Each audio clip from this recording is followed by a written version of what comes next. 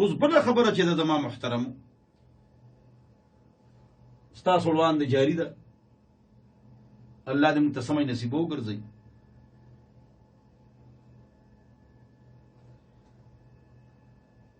چې موږ به آبا او اجدادو پسې نه ځو، الا که شرک او بدعت کوي، او آبا او اجدادو پسې به ځو که شرک او بدعت نه کوي. وإذا قيل لهم تعالوا إلى ما أنزل الله وإلى الرسول، چې کله د خلکو ته وویل شي چې تاسو راشه الله رسول ته کښېنئ، قرآن او حدیث ته کښېنئ، توحید و سنت ته کښېنئ، شرک و بدعت نه ځان وساتئ، دا چې کله بیان کیږي، اعلان کیږي، الله فرمایي نو دې سي وی زن پلرونو او نیکونو چې موږ ته سپریخي دي په هغې به عمل کو. نو یو خدا موضوع چې د دې خلاصه دا ده، که مور پلار مو نیکان او ښه وي نو هغې پسې به ضرور ځو. واتبعت ملت آبای ابراهیم، زه به د آبا او اجداد په دین باندې ځم. د اعلان وکړو هغه ابراهیم دی، اسماعیل دی علیهم الصلاة والسلام، هغې پسې به ځو. دویم صراط الذین انعمت علیهم، لار د هغه کسانو چې یا الله تا په انعام کړی دی. رجال الله، یو دی کتاب الله، وهي مطلوب وهي غیر مطلوب. وله شد ورکوي نو هله به تعلیل ټیک وي د صرف. وهي مطلوب وهي غیر مطلوب، نو دا دی کتاب الله. دا د هدایت ذرایع دي دوه. نمبر 1 کتاب الله، هغه دوه قسمه دي، مطلوب و غیر مطلوب. غیر مطلوب هم وہی ده چې تلاوت نه کیږي، نه حدیث گفته او گفته الله بود، گرچه از حلقوم عبد الله بود، وما ينطق عن الهوى ان هو الا وحی یوحی. ذرایع د هدایت دو دي. نمبر 1 کتاب الله.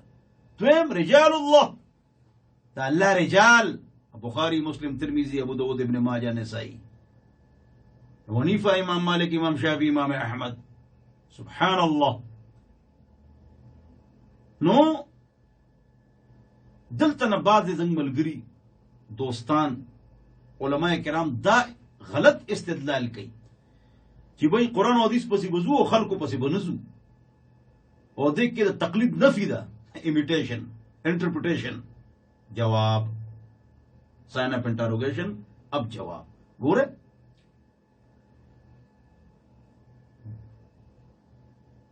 لہذا دا ټول آیتونه جمع کی، دا ټول آیتونه سکی جمع کی چې آبا او اجداد پسې به نه ځو، قرآن حدیث پسې به ځو، کړس ولا ورکي چې ابو حنیفه پسې به نه ځو،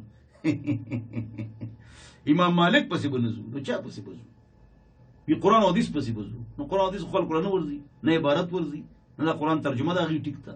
نو دوی به څه کوي؟ د عام خلک نو هغې پسې به ځي چې ښه تکړه عالم یو، نه هغې د تکړه عالم څه پته ده. دا ټوله خبره په اعتماد ده.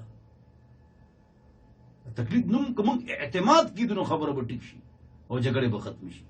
اوس خو تقلید مطلق مني، شخصي نه مني. نو په وینې باندې اودس ماتیږي که نه ماتیږي، دواړو طرف ته روایات، دلایل، ریفرنسز شته. چا پسې به ځو؟ ابو حنیفه پسې؟ دواړو پسې خو تللی نه شو. نو بیا نو که یو منه که نه، خو موږ ته به څوک وایي چې دې دواړو کې د چا دلایل مضبوط دي؟ دا به راته څوک وایي؟ نو دا ویلي شوي دي، 1200 کاله په دې باندې تحقیق شوی دی. ا تحقیق نه خلق فارغ شوي دي. نوې لانجه ولا مه ګوره چې دلیل ضعیف دی او د کمزورې دی.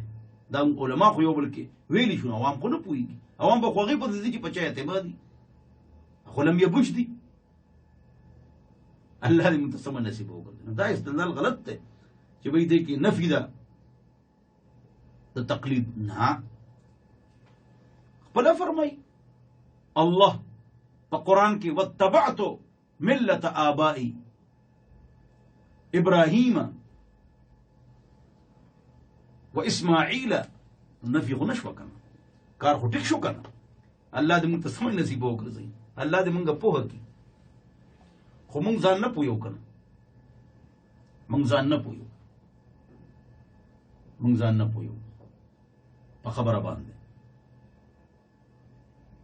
صراط الذين انعمت عليهم بخاری او مسلم ولې منو قرآن حدیث کې خو ذکر نشته او ته اجماع د وجه منو اجماع پته اجماع ده پس چې د حدیث د بخاری مسلم ټول نه اوچت دا مو د خلکو ومنله کنه قرآن حدیث کې خو نشته نه دک شان پدې اجماع ده چې څلور امامان دي پدې اجماع ده څنګه چې پدې اجماع ده چې شپږ امامان د حدیث دي نو پدې هم اجماع ده چې څلور امامان د فقه دي که په آخرت کې او په قبر کې به د امام حنیفه مالک تپوس نه کیږي نو قبر کې به د بخاري او مسلم هم تپوس نه کیږي دوه تپوس نه کیږي اوس پوه شئ په خبره باندې دا استدلال ته غلط ته چې وایي چا پسې وزونه ولې به نه ځو رجال الله پسې وزو کنه صراط الذين انعمت عليهم دی پسې وزو کنه ولې به نه ځو دی پسې کني پسلو میخو کې څونه زکات ده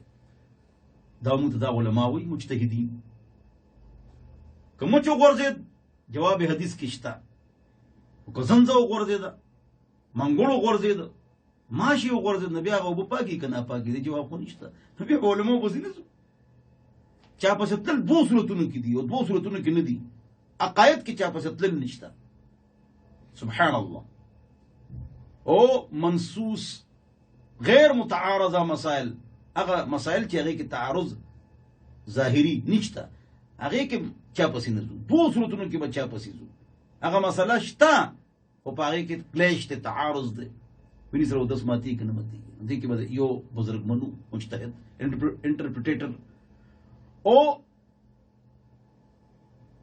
یا هغه مسله قرآن دې کې نشته نه هغه مثال ما تاسو ته درې مثالونه الله دې ته سمجھ نصیب وګرځي